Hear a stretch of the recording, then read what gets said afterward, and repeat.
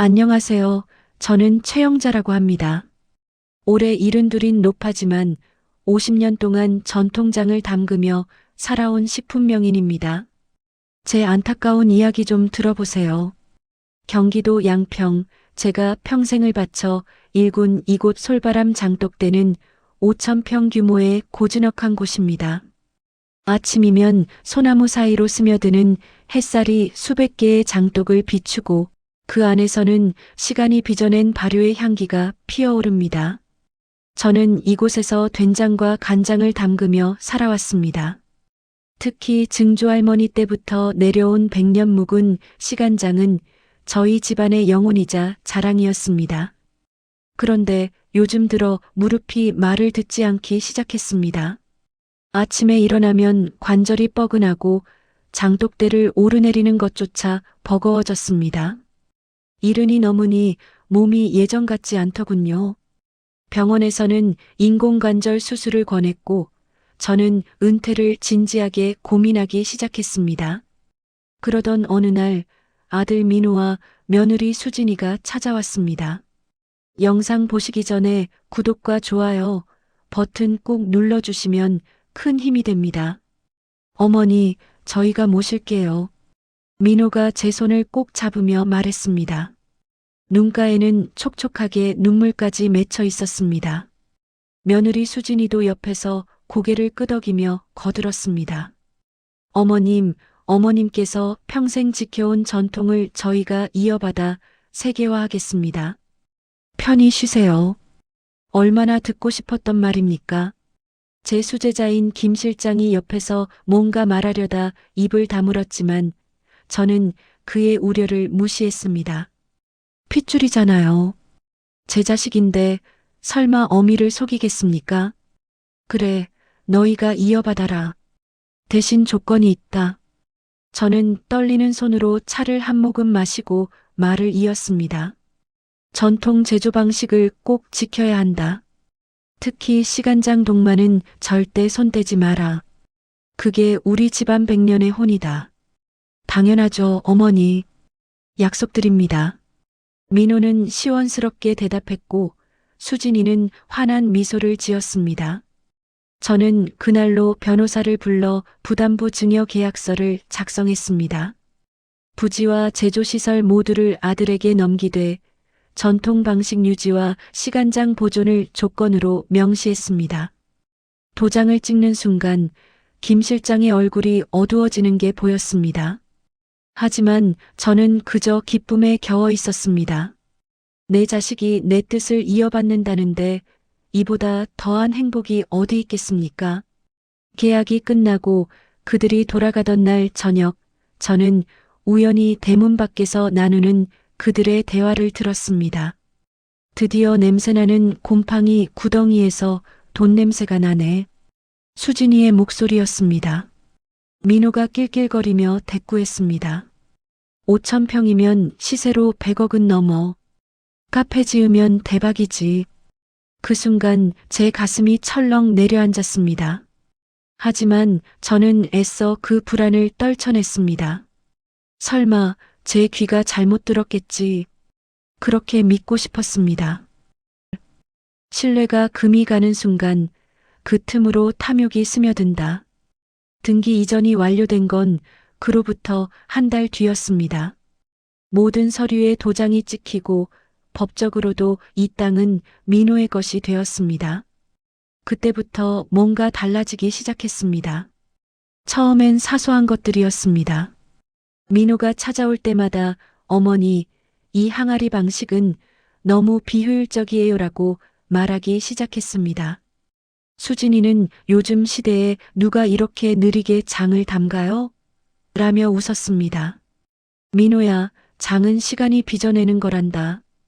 급하게 만들면 맛이 안 나. 제가 타이르듯 말했지만 민호는 고개를 저었습니다. 어머니는 경영을 모르세요. 스테인리스 대형 탱크로 바꾸면 생산량이 10배는 늘어납니다. 그건 공장식이지 전통이 아니야. 어머니, 전통도 좋지만 돈을 벌어야죠. 이대로는 적자예요. 민호의 목소리에는 짜증이 섞여 있었습니다. 며느리 수진이는 더 노골적이었습니다. 어느 날 그녀가 장독대 입구의 고목을 가리키며 말했습니다. 어머님, 이 나무 베어버려야겠어요. 여기 갤러리 만들 건데 나무가 방해돼요. 뭐? 그 나무는 우리 집안 3대째 지켜온 거야. 함부로 건드리면 안 돼. 제가 버럭 소리를 지르자 수진이는 어이없다는 표정으로 쳐다봤습니다. 어머님, 지금이 어느 시대인데 나무 타령이세요? 그냥 관상수잖아요. 그날 밤 김 실장이 저를 찾아왔습니다. 그의 얼굴은 심각했습니다. 사모님, 요즘 밤마다 수상한 사람들이 공장 부지를 돌아다닙니다. 측량 기사들 같은데 뭔가 재고 있더군요. 측량이라니? 네, 그리고 도련님이 건축 설계 사무소 사람들과 만나는 것도 봤습니다. 카페 설계도를 보고 있더라고요. 제 심장이 쿵쾅거렸습니다. 하지만 저는 애써 침착하려 애썼습니다. 설마 자식인데 어미를 속이겠니? 김 실장, 너무 걱정 마. 사모님, 하지만 괜찮아. 내가 민호를 잘 아는데 그 애가 그럴 리 없어. 저는 김 실장을 돌려보냈지만 그날 밤 잠을 이룰 수가 없었습니다. 불안감이 가슴을 짓눌렀습니다. 창밖으로 보이는 장독대의 항아리들이 달빛 아래 쓸쓸하게 빛났습니다. 며칠 뒤 민호가 또 찾아왔습니다. 이번엔 서류 뭉치를 들고 있었습니다. 어머니, 이거 서명 좀 해주세요. 이게 뭔데? 공장시설 개조 동의서예요. 어머니가 명의상 고문으로 등록돼 있어서 서명이 필요해요. 저는 서류를 펼쳐 읽어봤습니다. 전통 항아리 제거 및 현대식 설비 도입이라는 문구가 눈에 들어왔습니다. 이건 안 돼. 항아리를 없앤다고? 어머니, 사업이 이렇게는 안 돼요. 적자가 계속 나는데 어떡하라고요? 적자는 내가 경영을 못해서 나는 거지. 항아리 때문이 아니야. 어머니, 민호가 소리를 질렀습니다. 처음 보는 모습이었습니다.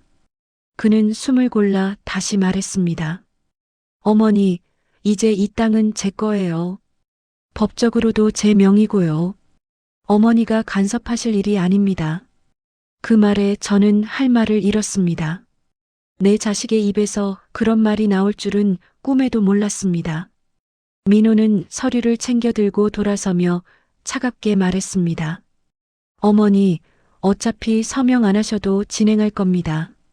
저한테 권한이 있으니까요. 민호가 나가고 난 뒤 저는 한참을 멍하니 앉아 있었습니다. 김 실장이 옆에 와서 조심스럽게 말을 걸었습니다. 사모님, 이제라도 대책을 세우셔야 합니다. 대책이라니? 계약서를 다시 확인해 보세요. 조건 위반 시 증여를 해제할 수 있는 조항이 있을 겁니다. 저는 고개를 저었습니다. 아직 저는 믿고 싶지 않았습니다. 제 자식이 그렇게까지 하지는 않을 거라고 막연히 기대했습니다. 하지만 그건 제 착각이었습니다. 며칠 뒤 더 큰 충격이 저를 기다리고 있었습니다. 가장 아픈 배신은 가장 가까운 사람에게서 온다. 민호의 오피스텔을 방문한 날, 저는 그들의 진짜 모습을 보게 됐습니다. 문이 조금 열려 있었고, 안에서 민호와 수진이의 대화가 들렸습니다. 여보, 사채업자들이 또 전화했어. 이번 주까지 2천만 원 안 갚으면 큰일 난대. 수진이의 목소리는 다급했습니다. 알아, 나도 머리 아파 죽겠어. 주식으로 날린 게 3억인데 어떻게 메꾸냐고. 그러니까 빨리 장독대 밀고 카페 짓자니까. 땅만 팔아도 당장 100억은 손에 쥐는 거잖아.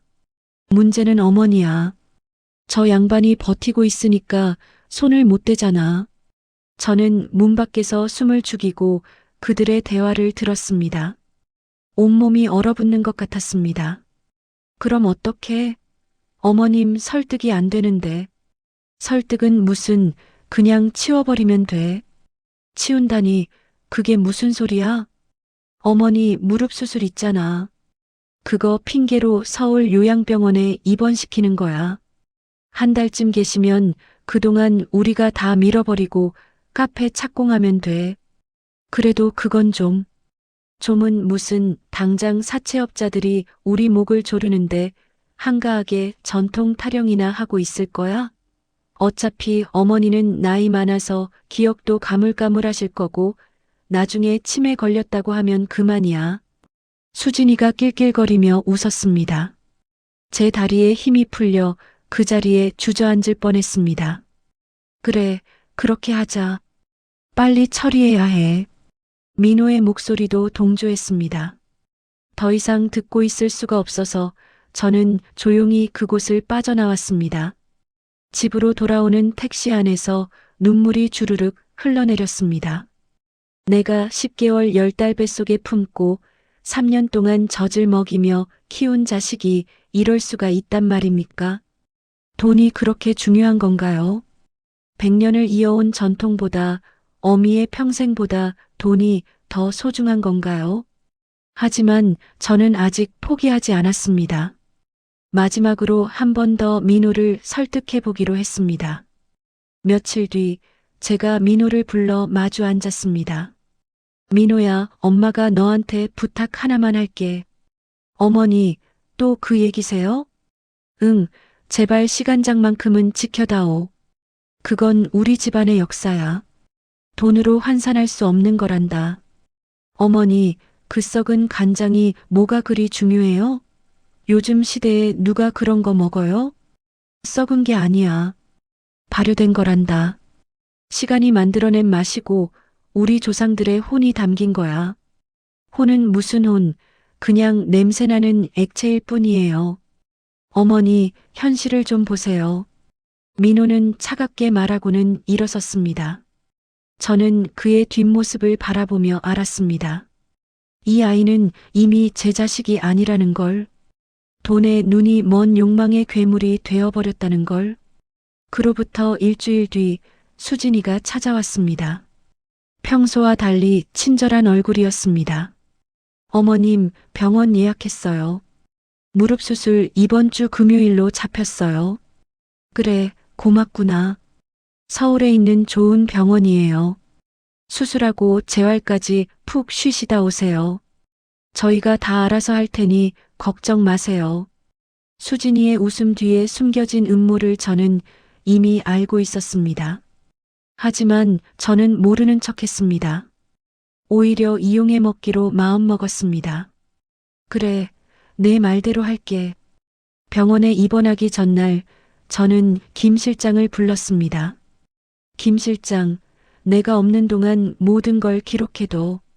CCTV, 녹음, 사진 모든 증거를 확보하라고. 사모님, 정말 그럴 생각이십니까? 응, 내 자식들이 아니야. 도둑놈들이지. 이제는 법으로 처리할 거야. 김 실장은 고개를 끄덕이며 각오를 다졌습니다. 저도 마음을 굳게 먹었습니다. 이제 더 이상 물러설 곳은 없었습니다. 무너지는 건 한순간이지만 쌓아 올리는 데는 100년이 걸린다. 수술은 무사히 끝났습니다. 병원 침대에 누워 천장을 바라보며 저는 불안한 마음을 가라앉히려 애썼습니다. 김 실장에게서 매일 전화가 왔지만 아직은 별일 없다는 보고뿐이었습니다. 하지만 사흘째 되던 날 밤 김 실장의 다급한 목소리가 전화기 너머로 들려왔습니다. 사모님, 큰일 났습니다. 포크레인이 들어왔습니다. 뭐? 지금 당장? 네, 수진 마님이 인부들을 데리고 와서 장독대를 밀고 있습니다. 내가 지금 간다. 절대 그들을 막아. 저는 병원복 차림으로 침대에서 뛰쳐나왔습니다.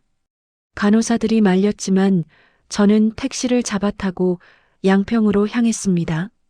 차 안에서 손발이 떨렸습니다. 제발 시간장만큼은 무사하길 간절히 기도했습니다. 하지만 현장에 도착한 저는 지옥 같은 광경을 목격했습니다. 장독대는 이미 반쯤 무너져 있었습니다. 포크레인이 항아리들을 짓밟고 인부들이 깨진 독 조각들을 트럭에 실어 나르고 있었습니다. 멈춰! 당장 멈춰! 제가 소리를 질렀지만 아무도 듣지 않았습니다. 그때 며느리 수진이가 코를 막고 인부들에게 소리쳤습니다. 빨리빨리 해요. 저 냄새나는 썩은 간장 항아리들부터 다 깨서 하수구에 버려요. 냄새 배면 카페 손님 안 온다니까요. 안 돼. 저는 비틀거리며 시간장 독 쪽으로 달려갔습니다. 그 항아리만큼은 막아야 했습니다. 하지만 인부 한 명이 제 앞을 가로막았고 제 눈앞에서 100년 묵은 시간장 항아리가 망치로 깨졌습니다. 와르르 쾅! 항아리가 깨지는 소리가 제 심장을 찢었습니다. 검붉은 시간장이 바닥으로 쏟아져 내렸습니다. 증조 할머니가 담그고 할머니가 이어받고 어머니가 지키고 제가 목숨처럼 간직해온 그 간장이 하수구로 흘러들어갔습니다. 아, 저는 그 자리에 무릎을 꿇었습니다. 흙바닥에 손을 짚고 흐느꼈습니다. 100년의 시간이 4대에 걸친 정성이 한순간에 무너지는 걸 지켜봐야 했습니다. 어머님, 왜 나오셨어요? 병원에 계셔야죠. 수진이가 다가와 태연하게 말했습니다. 저는 떨리는 손으로 그녀를 가리켰습니다. 내가 어떻게 이럴 수가 있니? 어머님, 이거 다 썩은 거잖아요. 저희가 화학 조미료 섞어서 맛은 똑같이 낼게요. 시대가 변했어요. 이제는 효율이 중요하다고요. 썩은 게 아니야. 발효된 거란 말이야. 그게 그거죠, 뭐. 어쨌든 냄새나는 건 똑같잖아요. 그때 민호가 현장에 도착했습니다. 그는 저를 보더니 인상을 찌푸렸습니다. 어머니, 왜 여기 계세요? 병원에 있어야죠. 민호야, 내가 어떻게 이럴 수가 있니? 이게 뭐 하는 짓이야? 어머니, 땅값이 얼만데 이딴 항아리나 모시고 살아요? 정신 차리세요. 이딴 항아리라고? 이건 우리 집안의 역사야. 내 뿌리란 말이야. 뿌리는 무슨 그냥 돈 안 되는 고물일 뿐이에요. 어머니, 현실을 보세요. 민호는 차갑게 말하고는 포크레인 기사에게 작업을 재촉했습니다. 저는 그 순간 깨달았습니다.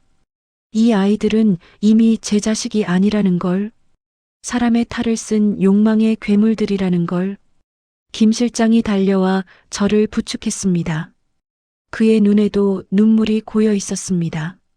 사모님, 일어나세요. 여기 계시면 안 됩니다. 김 실장, 다 끝났어. 100년이 한순간에 무너졌어. 아닙니다. 아직 안 끝났습니다. 제가 다 기록했습니다. 김 실장은 옷 속에서 작은 카메라를 꺼내 보여줬습니다. 그는 이 모든 참상을 영상으로 기록하고 있었습니다.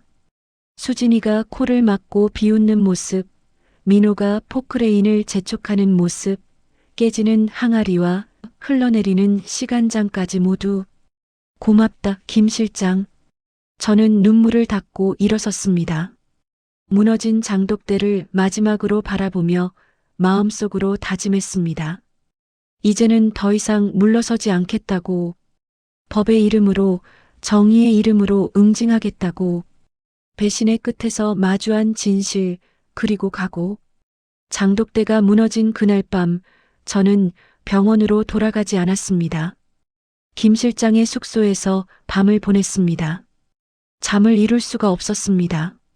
눈을 감으면 깨지는 항아리 소리가, 흘러내리는 시간장이 보였습니다.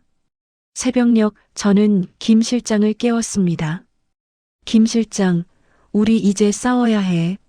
사모님, 정신은 괜찮으십니까? 괜찮아. 오히려 정신이 또렷해졌어. 이제 알겠어. 내 새끼들이 아니라 도둑놈들이었어. 저는 그날부터 치밀하게 준비하기 시작했습니다. 김 실장이 확보한 영상과 녹음 파일을 정리했습니다. CCTV에 찍힌 증거들, 수진이가 인부들에게 썩은 간장이라고 비웃으며 지시하는 장면, 민호가 포크레인을 재촉하는 모습까지 모두 USB에 담았습니다. 그리고 서울의 유능한 로펌을 찾아갔습니다. 젊은 변호사가 저를 맞이했습니다. 어르신, 무슨 일로 오셨습니까? 증여계약 해제 소송을 하고 싶습니다. 그리고 재물 손괴죄로 고소도 함께요. 저는 계약서와 증거 자료들을 책상 위에 쏟아놨습니다. 변호사는 서류를 훑어보더니 고개를 끄덕였습니다. 계약서에 명시된 조건 위반이 명확하네요. 전통 방식 유지와 시간장 보존이라는 조건을 어긴 게 영상으로 다 남아 있고요. 게다가 부양 의무 불이행까지 있으니 승소 가능성이 높습니다. 그럼 바로 진행해 주세요. 시간이 없어요. 하지만 어르신, 상대가 친아드님이신데 괜찮으시겠습니까? 저는 단호하게 대답했습니다. 괜찮아요. 이미 내 자식이 아니에요. 돈에 눈이 먼 욕망의 괴물일 뿐이죠. 변호사는 깊이 고개를 숙이고 서류를 준비하기 시작했습니다. 저는 로펌을 나서며 한 가지 더 결심했습니다. 이들을 법적으로만 응징하는 게 아니라 사회적으로도 심판받게 만들겠다고. 며칠 뒤 저는 방송국에 제보를 했습니다. 한 시사 프로그램의 PD가 저를 찾아왔습니다. 어르신, 이 사건 정말 충격적이네요. 방송으로 내보내도 되겠습니까? 그럼요. 많은 사람들이 알아야 해요. 이런 폐륜이 또 일어나지 않도록요. PD는 김 실장이 찍어둔 영상들을 챙겨갔습니다. 그리고 약속했습니다. 다음 주 황금 시간대에 이 사건을 특집으로 다루겠다고. 한편 저는 민호 부부를 안심시키기 위해 연기를 했습니다. 그들이 찾아왔을 때 저는 멍하니 앉아 있었습니다. 마치 충격으로 정신을 놓은 것처럼. 어머니, 괜찮으세요? 민호가 걱정스러운 척 물었습니다. 저는 그를 멍하니 바라보기만 했습니다. 수진이가 옆에서 속삭였습니다. 여보, 어머님 충격이 크신가 봐. 실어증 같은 거 아니야? 그런가? 뭐, 어차피 나이도 많으시고 치매 오실 나이니까. 그들은 안심한 듯 돌아갔습니다. 저는 그들이 떠난 후 김 실장에게 말했습니다. 김 실장, 저들이 카페 공사 계약금을 다 치를 때까지 기다려. 위약금이 클수록 좋아. 사모님, 정말 무섭습니다. 복수의 여신 같으세요. 복수가 아니야. 정의야. 저들이 저지른 죄에 합당한 대가를 치르게 하는 것뿐이지. 그로부터 2주일 뒤 민호 부부는 대형 베이커리 카페 건축업체와 계약을 맺었습니다. 계약금만 5천만 원이었고 위약금은 그 3배였습니다. 김 실장이 이 소식을 전해왔을 때 저는 차갑게 미소 지었습니다. 좋아. 이제 때가 됐어. 복수는 차갑게, 정의는 뜨겁게. 변호사 사무실에서 최종 서류를 검토하는 날이었습니다. 저는 한 장 한 장 꼼꼼하게 읽어 내려갔습니다. 증여계약 해제 소송, 재물 손괴죄 고소, 부양 의무 불이행 고소, 문화재 보호법 위반 고발. 변호사가 설명을 덧붙였습니다. 어르신, 시간장이 비록 공식 문화재는 아니지만 전통식품 명인의 제조 방식과 재료는 무형문화재에 준하는 가치가 있습니다. 이걸 고의로 파손한 건 충분히 처벌 대상이 됩니다. 그럼 형사처벌도 가능하다는 거죠? 네, 가능합니다. 게다가 영상 증거가 명확하니 부인하기도 어려울 겁니다. 저는 서류에 도장을 찍었습니다. 이 도장 하나가 민호 부부의 운명을 바꿀 것입니다. 그들이 제 인생을 무너뜨렸듯 이제는 제가 그들의 탐욕을 무너뜨릴 차례였습니다. 변호사님, 한 가지 부탁이 있어요. 말씀하세요. 법원 집행을 카페 착공식 날에 맞춰주세요. 그날 투자자들과 언론이 다 모일 테니까요. 변호사는 잠시 망설이더니 고개를 끄덕였습니다. 알겠습니다. 그렇게 하겠습니다. 그날 밤 저는 김 실장과 함께 무너진 장독대를 찾았습니다. 달빛 아래 깨진 독 조각들이 쓸쓸하게 널려 있었습니다. 저는 무릎을 꿇고 깨진 독 하나를 집어들었습니다. 증조 할머니, 할머니, 어머니, 그리고 저. 사대가 지켜온 이 전통을 제가 지키지 못했어요. 하지만 저는 포기하지 않을 거예요. 반드시 되찾을 거예요. 김 실장이 옆에서 조용히 말했습니다. 사모님, 아직 남은 재료들이 있습니다. 시간장은 다 쏟아졌지만 메주와 소금, 그리고 물은 아직 있어요. 그래, 다시 시작할 수 있어. 100년은 아니더라도 새로 담글 수 있어. 저는 깨진 독 조각을 품에 안았습니다. 이 조각들로 새 항아리를 빚을 것입니다. 무너진 것에서 다시 일어서는 것, 그게 진짜 전통을 잇는 방법이 아닐까요? 한편 민호 부부는 아무것도 모른 채 카페 준비에 여념이 없었습니다. 착공식 날짜를 잡고 투자자들을 초대하고 언론에 보도자료를 뿌렸습니다. 전통 장명인의 아들이 만드는 혁신적인 베이커리 카페라는 타이틀로 홍보했습니다. 수진이는 SNS에 인테리어 시안을 올리며 자랑했습니다. 민호는 투자자들에게 장밋빛 사업 계획서를 보여줬습니다. 그들은 자신들의 앞날이 장밋빛이라고 믿었습니다. 하지만 저는 알고 있었습니다. 그 장밋빛 환상이 곧 악몽으로 바뀔 것을. 착공식 전날 방송국에서 연락이 왔습니다. 어르신, 내일 저녁 9시에 방송됩니다. 시청률 잘 나올 것 같아요. 고맙습니다. 많은 분들이 봐주셨으면 좋겠어요. 저는 전화를 끊고 창밖을 바라봤습니다.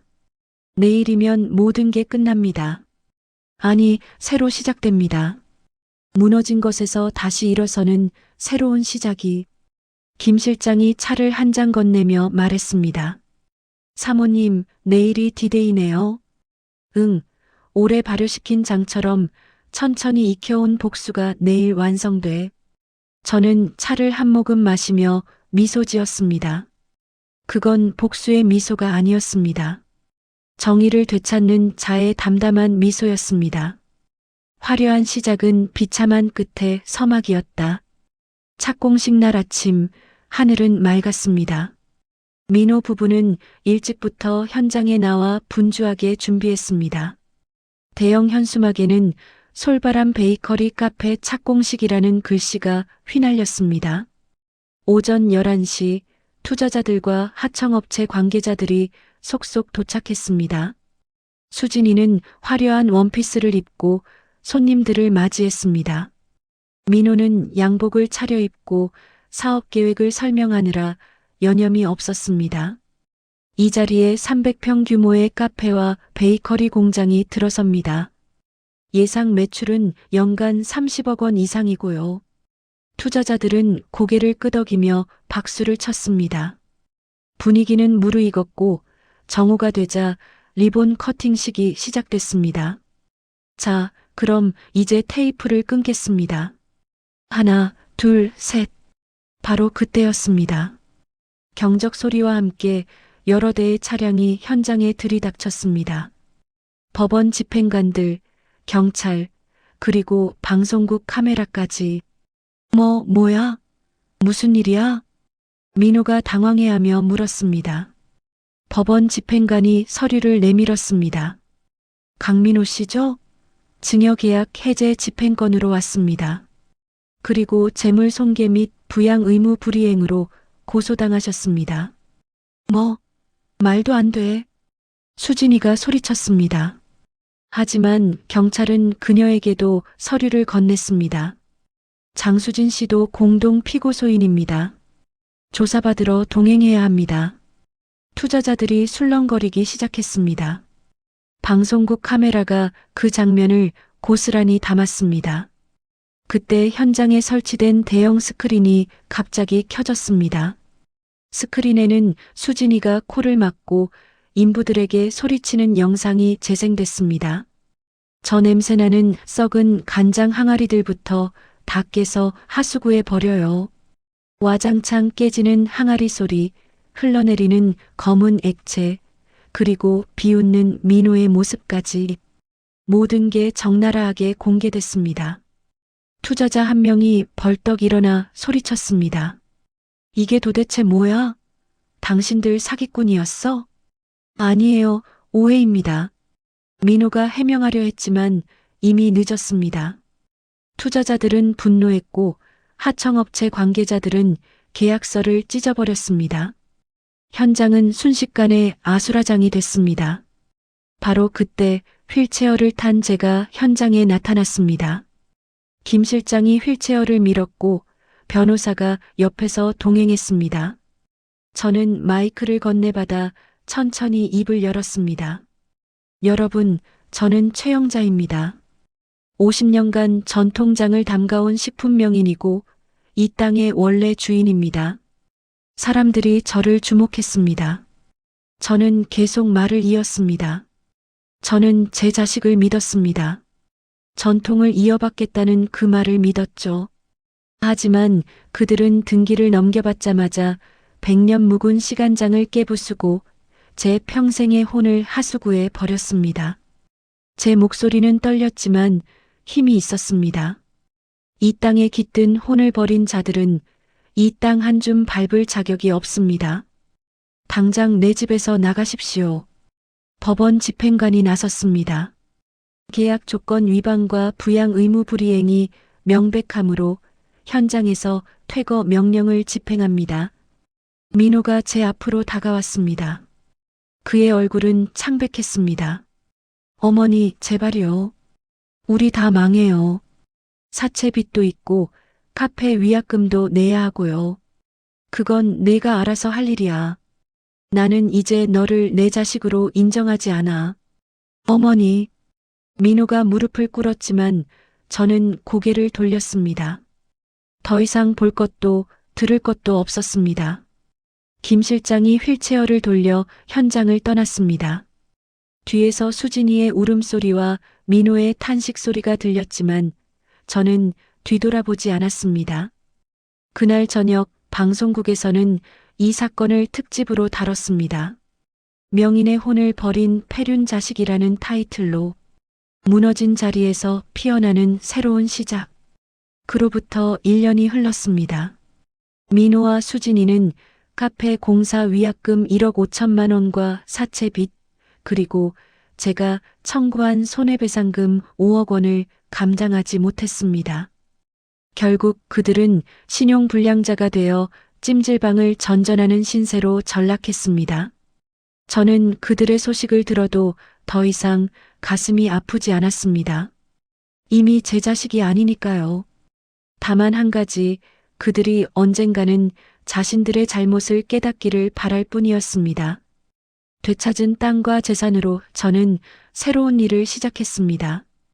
국가의 부지를 기증하여 솔바람 전통 발효 문화학교를 설립하기로 약정했습니다.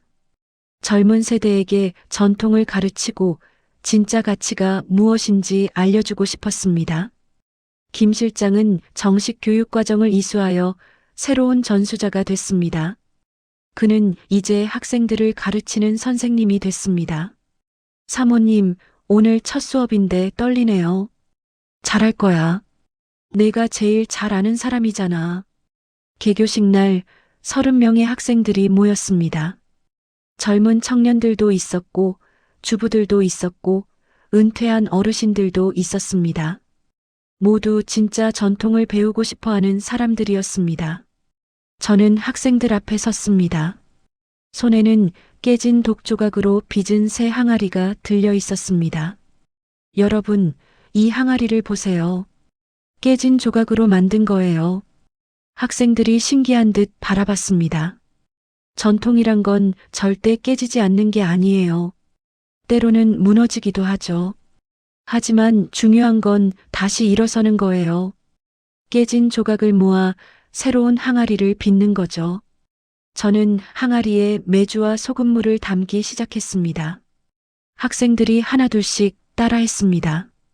장은 시간이 빚어내는 겁니다. 급하게 만들면 맛이 안 나요. 천천히 정성껏 기다리는 거죠. 김 실장이 옆에서 거들었습니다. 그리고 무엇보다 진심을 담아야 합니다.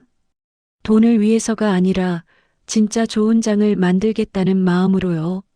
수업이 끝나고 저는 혼자 장독대를 거닐었습니다. 새로 담근 항아리들이 줄지어 서 있었습니다. 100년 묵은 시간장은 사라졌지만 새로운 장이 발효되고 있었습니다. 텅 빈 마당에 햇살이 가득 차올랐습니다. 바람이 불어와 소나무 가지를 흔들었습니다. 저는 하늘을 올려다보며 중얼거렸습니다. 증조할머니, 할머니, 어머니, 제가 다시 시작했어요. 비록 100년은 아니지만 새로운 100년을 만들어 갈 거예요. 그때 한 학생이 다가왔습니다. 25쯤 돼 보이는 청년이었습니다. 선생님, 저 질문 있어요. 응, 말해봐. 장을 담그는데 제일 중요한 게 뭐예요? 저는 잠시 생각하다가 대답했습니다. 마음이야. 진심 어린 마음. 돈을 벌려는 욕심이 아니라 좋은 장을 만들고 싶다는 진심 말이야. 그럼 그 마음을 어떻게 담아요? 시간을 들이는 거지. 매일 항아리를 살피고 발효 상태를 확인하고 정성껏 관리하는 거야. 그게 바로 마음을 담는 방법이란다. 청년은 고개를 끄덕이며 돌아갔습니다. 저는 그 뒷모습을 바라보며 미소 지었습니다. 저 청년이 언젠가는 훌륭한 장인이 되겠지요. 돈이 아닌 진심으로 장을 담그는. 저녁 무렵 김 실장이 차를 가져왔습니다. 우리는 무너졌던 장독대 자리에 앉아 차를 마셨습니다. 사모님, 후회 안 하세요? 뭘? 아드님한테 그렇게까지 한 것이요? 저는 고개를 저었습니다. 후회 안 해. 오히려 잘한 일이야.